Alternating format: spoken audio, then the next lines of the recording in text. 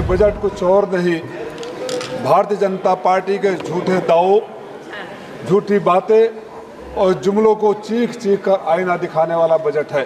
पिछले 10 सालों से 2 करोड़ रोजगार नौकरी हर साल दे रहे हैं। माननीय प्रधानमंत्री जी कुछ दिनों पहले बोले थे कि 3-4 साल में 8 करोड़ नौकरी और रोजगार दे दिए। इससे बड़ा झूठ कुछ हो ही नहीं सकता कि ऐसी हालत नहीं होनी चाहिए थी। तुमने कोशिश ही नहीं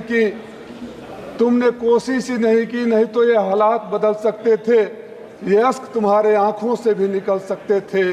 तुम तो ठहरे ही रहे झील की पानी की तरह, दरिया बनते तो दूर बहुत दूर निकल सकते थे।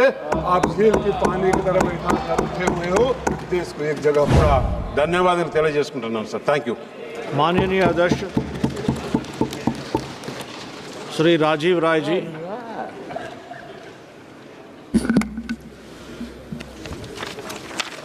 धन्यवाद अध्यक्ष महोदय, मुझे बजट के इस महत्वपूर्ण मौके पर बोलने का मौका देने के लिए। अध्यक्ष जी, अगर आप इस बजट को ध्यान से पढ़ेंगे और समझने की कोशिश करेंगे तो ये बजट कुछ और नहीं, भारतीय जनता पार्टी के झूठे दावों, झूठी बातें और जुमलों को चीख चीख कर आईना दिखाने वाला बजट है। सरकार की गजब की कहानी है। पिछले 10 सालों से 2 करोड़ रोजगार नौकरी हर साल दे रहे हैं। माननीय प्रधानमंत्री जी कुछ दिनों पहले बोले थे कि 3-4 साल में 8 करोड़ नौकरी और रोजगार दे दिए।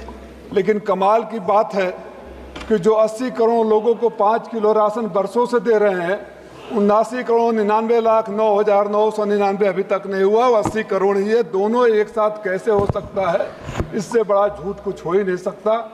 माननीय अध्यक्ष जी, जिस सरकार के में 80 करोड़ लोगों को 5 किलो राशन पर सालों साल जिंदा रहना पड़ता है और सरकार अपनी पीठ थपथपाती रहती है, उससे बड़ी शर्मनाक स्थिति कुछ और नहीं हो सकती है।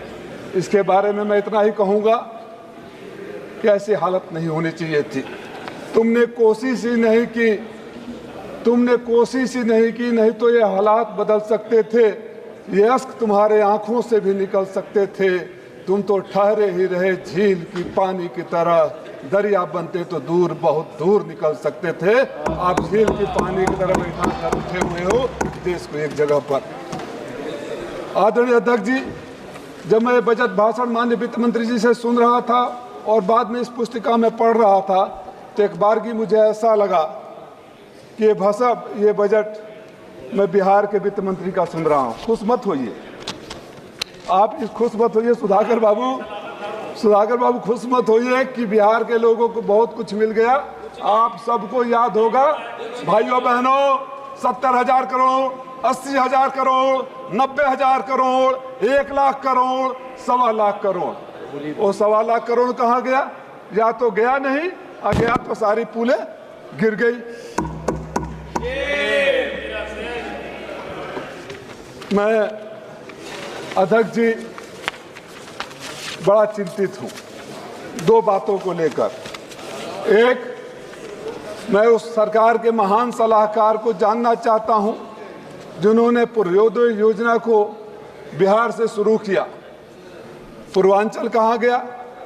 शेरशाह सूरी ने कहा था कि चंदौली उस जमाने में गेटवे ऑफ पूर्वी उत्तर प्रदेश है। आप पूर्वांचल को छोड़कर, हार के बाद इतनी नफरत, उत्तर प्रदेश हार गया, आपको इतनी नफरत कि उत्तर प्रदेश का नाम तक नहीं लिया। मैं आंकड़ों में नहीं जाना चाहता, आंकड़ों के साथ आईना दिखा सकता हूं, लेकिन मैं जानता हूं कि हमारे बहुत सारे साथियों ने आंकड़े पेश किए हैं और सरकार को भी सच समझ में आता है। लेकिन अगर आप पूर्वांचल को छोड़ देंगे और पूरे पूर्वोदय योजना की बात करेंगे, आपने अपने भाषण में उत्तर प्रदेश के लिए कुछ नहीं दिया, हमारे पूर्वांचल को। आपका बोरिया बिस्तर तो पूर्वांचल ने बांट दिया, इंतजाम कर दिया है, और इसी तरह की नफरत दिखाते रहिए। आने वाले चुनावों में उत्तर प्रदेश से बोरिया बिस्तर बांट दिया जाएगा, ये लिख कर रख लीजिए, किसी घमंड में अहंकार में मत रहिए। माननीय अध्यक्ष जी, मैं मांग करता हूं कि पूर्वांचल और उत्तर प्रदेश को पूर्वोदय योजना में शामिल किया जाए। मेरे लोकसभा में आपके 11 सालों के शासन में आपने कुछ भी नहीं दिया। हमारे यहाँ 3 मिलें हैं, स्वदेशी कॉटन मिल, परदा और रसड़ा की चीनी मिल। बरसों से बंद है। माननीय कपड़ा मंत्री जी ने, वहाँ के मुख्यमंत्री जी ने आज से 7 साल पहले घोषणा कर दिया था चलाने का, और 85 एकड़ एक जगह जमीन, 25 एकड़ एक जगह जमीन लैंड माफिया के गिरद दृष्टि लगी हुई है। मैंने सुना वहाँ प्लाटिंग करने की योजना बनाई जा रही है। मैं आपसे मांग करता हूँ कि इस बजट में मेरे लोकसभा के तीनों मिलों को चालू किया जाए, जिससे वहाँ के लोगों को रोजगार मिल सके। और अगर किसी भी वजह से मिलों को उस हालत में चालू करना संभव नहीं हो, तो वहाँ वैकल्पिक उद्योग लगाया जाए। पूर्वांचल का सबसे पिछड़ा इलाका घोसी है। आप बाढ़ की बात कर रहे हैं, मुझे वो भी समझ में नहीं आ रहा है कि कौन सा वैज्ञानिक बताया कि इनके यहाँ बक्सर में बाढ़ आएगा तो मेरे गांव सुरही बलिया में बाढ़ नहीं आएगा। यहाँ सांसद पूर्वांचल के बैठे हुए हैं, मैं तो पीलीभीत से जोड़ता हूँ। कौन सा ऐसा जिला है जहाँ बाढ़ नहीं आता है? मेरे यहाँ मधुबन ब्लॉक का बिनटोलिया से लेकर गजियापुर का पूरा बांधा टूट रहा है। गाजीपुर के लोग सेमरा गांव सालों से डूब रहा है। बक्सर से लेकर वहां तक सारे गांव डूब रहे हैं। सैकड़ों एकड़ जमीन चली जा रही है। सरकार उसके बारे में नहीं है। ये सरकार जब बजट को पढ़ेंगे तो ऐसा एहसास होता है कि ये बजट देश के लिए नहीं, अपने उन 2 बैसाखियों के लिए बनाया गया है, जिन बैसाखियों के सहारे ये सरकार अपनी आखिरी सांसें गिन रही है और चलेगी नहीं। माननीय अध्यक्ष जी, 100 करोड़ इंटर्नशिप की, 1 करोड़ इंटर्नशिप की बात हो रही है। जो लोग 2 करोड़ रोजगार, 10 करोड़ रोजगार की बात कर रहे थे, 1 करोड़ के इंटर्नशिप पर आ गए। वो भी एक इमेजिनरी फिगर है, छलावा है, झूठ है। 500 कंपनियों में आप नहीं दे सकते। आप अग्निवीर से भी ज्यादा खतरनाक योजना नौजवानों के लिए ला रहे हैं, जो 1 साल में उनको सड़क पर खड़ा कर देंगे। आप तो नौकरी और रोजगार की बात करते थे। मैं आपसे मांग करता हूं कि हमारे पूर्वांचल के इलाके को पूर्वोदय योजना में शामिल किया जाए। हमारे यहाँ जो परदहा की मिल है, 85 एकड़ जमीन है, आप वहाँ स्किल डेवलपमेंट सेंटर खोल सकते हैं। हमारा मऊ तो पूर्वांचल का मेडिकल हब बन रहा है, लेकिन सरकारी सुविधा कुछ नहीं है, प्राइवेट के जिम्मे है। अगर वहाँ मल्टी स्पेशलिटी हॉस्पिटल बन जाए, ट्रॉमा सेंटर बन जाए, स्किल सेंटर बन जाए, बुनकरों का इलाका है, साड़ी प्रोसेसिंग यूनिट बन जाए, हमारे मऊ की हालत बड़ी बुरी तरह खराब है। मैं आपसे मांग करता हूँ कि ये सरकार जो नौकरी के वादे करती थी, जिन्होंने बार बार कहा है कि हमने हर साल 2 करोड़ नौकरी लेकर आए हैं, रोजगार लेकर आए हैं, एक इस सदन के लोगों को पता होना चाहिए कि नौकरी रोजगार किस बोरे में रखकर किस खाई में फेंक दिया गया है, जो न पढ़ा जा रहा है न दिखाई दिया जा रहा है। आप झूठे दावे बंद करिए, मैं आपका समय ज्यादा नहीं लूंगा। जो झूठे वादे करते हैं, आप बजट में हर साल बातें करते हैं, पिछली बजट की बात नहीं होती है, वो पैसे कहाँ गए? आप तो कुछ इस तरह एहसान करते हैं हुजूर कि अपने बातों से इस आवाम पर कुछ इस तरह एहसान करते हैं।